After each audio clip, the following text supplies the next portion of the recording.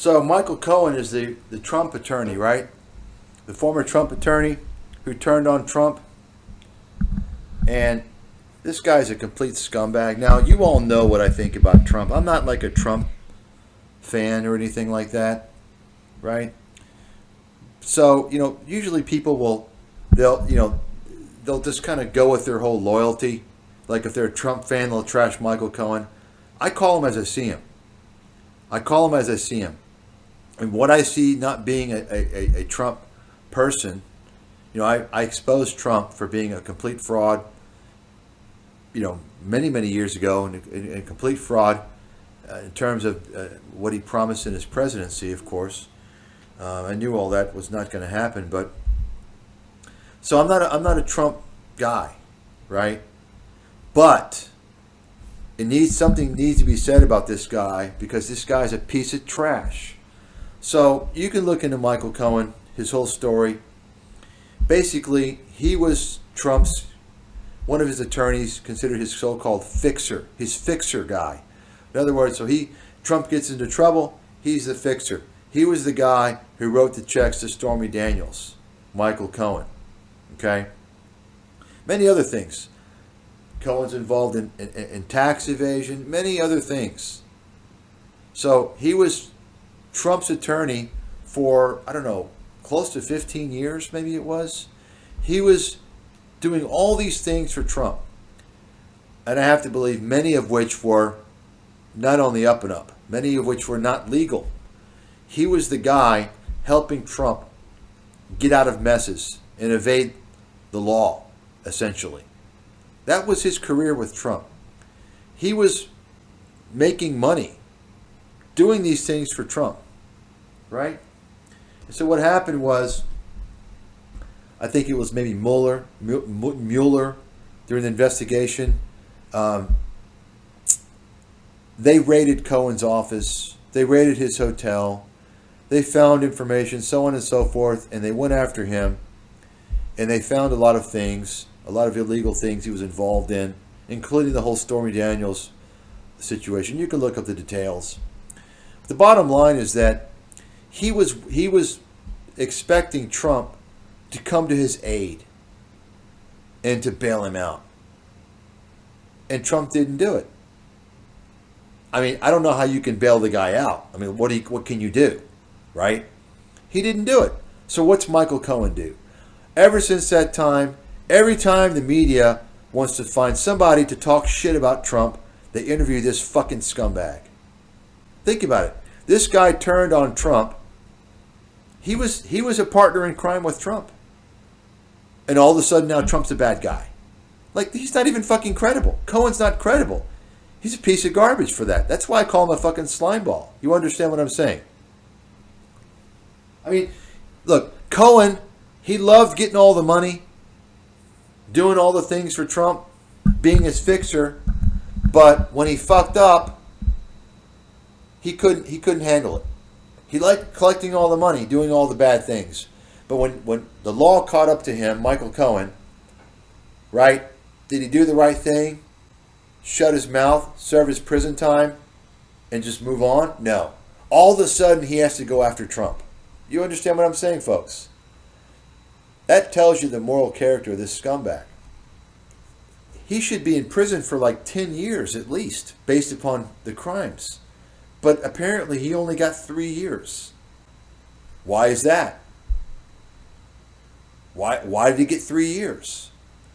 Clearly, it wasn't because Trump helped him. I don't know. Maybe the same reason why Epstein got away with so many years of all his shenanigans, right? I made a video and wrote an article in early 2016, by the way, showing Trump and Epstein's involvement in pedophilia. And I talked about how Epstein was being charged with rape and the case was thrown out. And it took how many years after that? 2 years, 3 years after that before it came back and resurfaced. And then you see the whole Klan involved and why he got out. Alan Dershowitz, so on and so forth. You all know the story, right? You understand what I'm saying, folks? talking about circle jerk, right? The whole circle jerk theme is common in many places. It's kind of funny, but in the allegations, the girl claims that Epstein and Trump were fighting over her virginity, and at one point Trump called Epstein a J bastard because he wanted the virginity, and they were like fighting over it. I kid you not. I've got the court documents on my website. It's from the court documents, and they were talking about some other things as well. But anyway, that was, by the way, that was swept under the rug. You know what was going on during that time? Pizzagate. That's when the whole Pizzagate. When I heard about Pizzagate, somebody told me, I was like, "What? This is a joke. This is fucking non-existent. This is fiction." And I told the person who told me, I said, they're creating this Pizzagate bullshit to distract from Trump and Epstein. You see, they didn't get out. The fact that Trump was being sued for rape never got out in the media. Instead, the whole Pizzagate implicating Clinton. So you tell me that the media doesn't like Trump. The media hates Trump. The media never reported that. Why is that? Anyway, so this is Michael Cohen. He worked for Trump for, I would say close to 15 years. You can look it up. He was considered his fixer, the attorney who fixed the problems for Trump, including Stormy Daniels, right? The porno star who Trump had sex with, and Cohen's the guy that wrote the check to shut her up. Okay? So apparently, you can see this headline. Apparently, Cohen was living like a celebrity in prison. Now, you might recall, Cohen started whining like a little bitch, a little sissy. "I'm going to get COVID in prison. Please let me out." He got discharged from prison. He used the COVID excuse. "I'm afraid I'm going to get coronavirus." So think about this. Okay, so how are you privileged? How are you special to get out of prison? I guess we should let all the inmates out? Shouldn't we release everybody? Why the fuck are you special? Now, the whole topic, folks, of being special, right? Just think about that. Who the special people are and how they're treated. It's a whole nother topic of discussion, which explains a lot of the fucking shenanigans going on in America and the West. 3-year prison sentence. Now, wait a second. For tax evasion, campaign finance violations, right?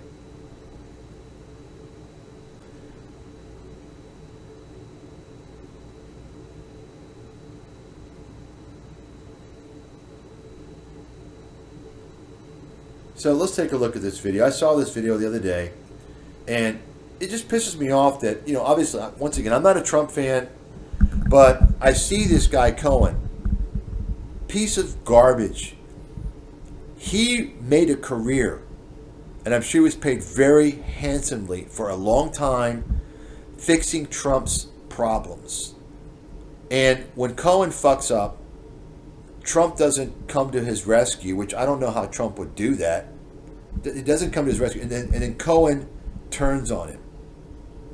And ever since then, Cohen has profited writing a book about him, which he was not supposed to do legally, wasn't supposed to do it, that violated the terms of his probation. He just trashes Trump, constantly trashes Trump, right? Why? I mean, think about that. Think about that for a second. How credible is Cohen, right? Cohen enjoyed serving as Trump's fixer, getting all that money, all those years, but when he doesn't get his way, he can't fess up to his crime. He wants to blame Trump, and he wants to trash Trump. That's what pisses me off about Cohen. So let's listen to Cohen. See, this is a video, MSNBC, and of course this is about the raid on Mar-a-Lago recently. So this is just a few days ago, okay? So of course, MSNBC, they want to get somebody to trash Trump. And of course, Michael Cohen, What is he going to say? Oh, Trump's a pathological liar. Oh, he always blames everybody else. He just says the same fucking lines every time. Just write it down and compare if you don't believe me. He just says the same stuff every time. Now, is what he's saying true? Yeah, probably. Okay, but let's take a step back. Take a step back and put this into proper context. And that is, hey, you worked for this guy for 15 fucking years. You were his fixer. And you're telling us how bad he is? What's that say about you, you fucking scumbag slimeball? Think about that.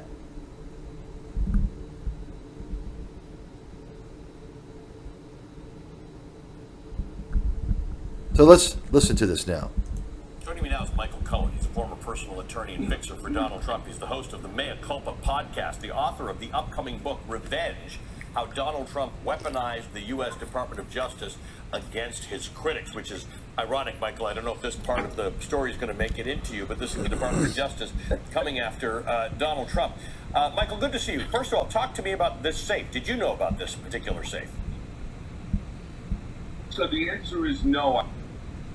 I told him, hey, Mom, I've never known about the safe. I know we had one in New York. I knew that there were locked cabinets, which were basically in the control of Matt Calamari, but I've never actually seen any of these sort of safes. You know, one thing, Ali, as I was listening to your earlier segment, one thing that everybody keeps talking about is why were these documents, you know, it's where these documents were located, meaning at Mar-a-Lago. I think the real question that needs to be looked at here is why were they being kept at Mar-a-Lago? All right, there's no doubt in my mind that Donald had to know that the documents were there. No matter who else may or may not be involved. Nothing goes on in Mar-a-Lago, nothing goes on in Trump world without Donald Trump's specific knowledge.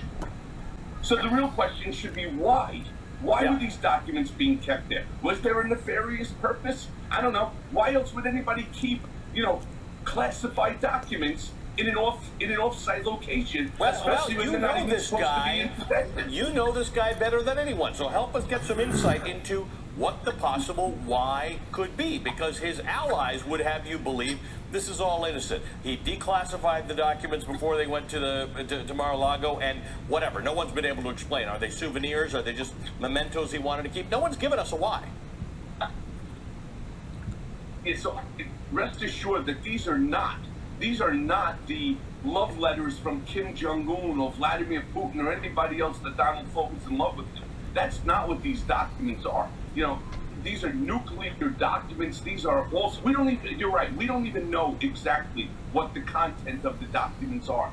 And then the best part is, look how clever that the guy is. In advance of everything that's going to happen, what did he come out and he say? He says that all of these documents have been declassified before they got to Mar-a-Lago. I'd like to see a document showing that they're declassified, because again, he's going to claim, well, I told somebody to do it. He's going to look to shift blame, which is exactly what, you know, this guy does. He shifts blame to everyone else except for himself. He's talked about how Obama did the same thing. He's saying he didn't pack the stuff. Well, how is he feeling right now? Because someone in his circle or someone around him, may not be a trusted advisor or something, but somebody around him who knows stuff about him is now an informant for the FBI. That much we know. The name's been redacted, so we don't know who that is. What happens to Donald Trump when he feels that there's someone betraying him? Yeah, this is a big problem for him, because normal circumstance, quite a few people that are around him. So he's able to shift to the next person. Here, he's not sure who he could shift to. He's not sure if it's Melania. He's not sure if it's one of the kids. Now, you may remember, for over a year and a half now, I've been saying the whole issue with Kushner, to me, just seems awfully odd in the fact that he, who was Secretary of Everything in the White House, Secretary of Everything, and he seems to be escaping any sort of attention, any legal issues. And so I've been saying for a long time, that just doesn't make a lot of sense to me. But then again, that's just my opinion. I personally have always thought that Kushner was the guy that would end up turning on his father-in-law first. Let's talk about something you tweeted on Thursday, which I thought was quite interesting, given your own personal experience after you were investigated by the FBI and prosecuted and convicted. Donald Trump is claiming that the FBI raid on Mar-a-Lago is a weaponization of the justice system. Sounds familiar, Donald. Is this the same justice system that you weaponized against me?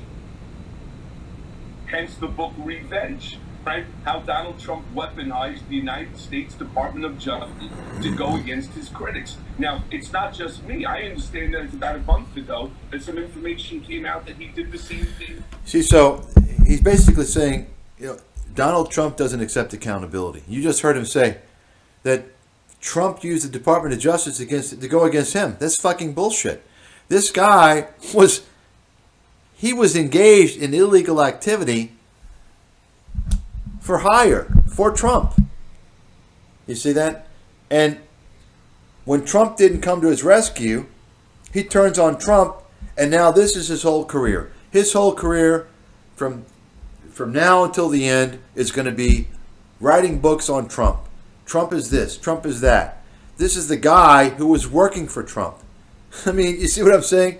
That's the problem that I have with this fucking slime ball. It's a slime ball. It's unbelievable, man.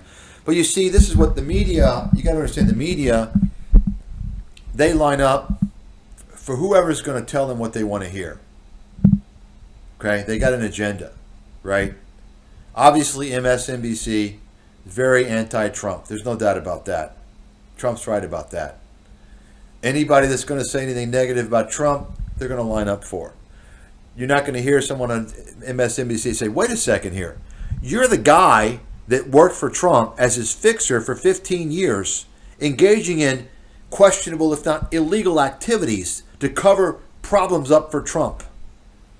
And now you're trashing Trump, right? You got paid money for many, many, many years, a lot of money. And now you're trashing Trump because you got caught doing what you weren't supposed to do. And Trump didn't bail you out. And you say he turned on you. He turned the DOJ on you. That's fucking bullshit, man. Michael Cohen, you're a fucking slime ball. You're a complete slime ball.